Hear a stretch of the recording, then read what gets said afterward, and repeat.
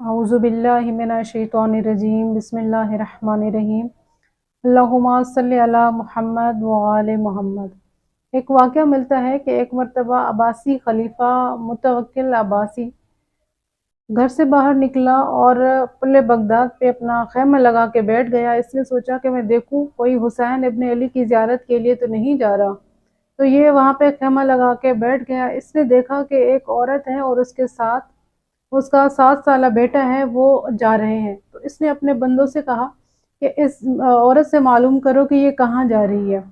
تو اس پہ پتہ چلا اس کو کہ یہ ایک سید زادی ہے جو اپنے 7 سالہ بیٹے کو لے کر امام حسین علیہ السلام کی زیارت کے لیے جا رہی ہے۔ اس نے حکم دیا کہ اس عورت کو میرے سامنے پیش کیا جائے۔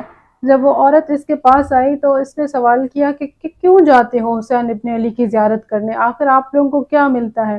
تو اس عورت نے جواب دیا کہ ہم حسین ابن علی کی زیارت خدا کی خوشنودی اور اپنے نبی مصطفیٰ صلی اللہ علیہ وآلہ وسلم کی خوشنودی حاصل کرنے کے لیے امام حسین کی زیارت کے لیے جاتے ہیں۔ تو اس نے امام حسین علیہ السلام کی شان میں کچھ گستاخی کی اور کچھ غلط الفاظ بولے۔ تو اس عورت کی آواز بلند ہو گئی اور اس نے کہا کہ اگر معرفت حسین سے نہیں ملتی تو کیا تم جیسے فاسق اور فاجر سے ملے گی؟ اور اس عورت کے پاس تلوار تھی، اس نے تلوار نکالی تو اس کے بندے بھاگتے بھاگتے آئے اور اس عورت کو پکڑ لیا۔ تو اس نے حکم دیا کہ اس عورت کے بچے کو عورت کے سامنے ذبح کیا جائے۔ اس عورت نے اپنے بچے کو گود میں لیا اور ان ظالموں نے ان کے بچے کو وہاں پہ ذبح کیا۔ عورت پوری خون سے لت پت ہو گئی، اپنے بیٹے کو اٹھاتی ہے اور سیدھا امام حسین ابن علی کے پاس آتی ہے اور امام حسین کے روضے پہ آ کر آپ کی قبر مبارک پہ آ کے عرض کرتی ہے کہ مولا میں غریب ہوں، نادار ہوں، میرے پاس اور کچھ نہیں تھا، بس ایک ہی بیٹا تھا جو تحفے میں لائی ہوں، مولا قبول کیجیے۔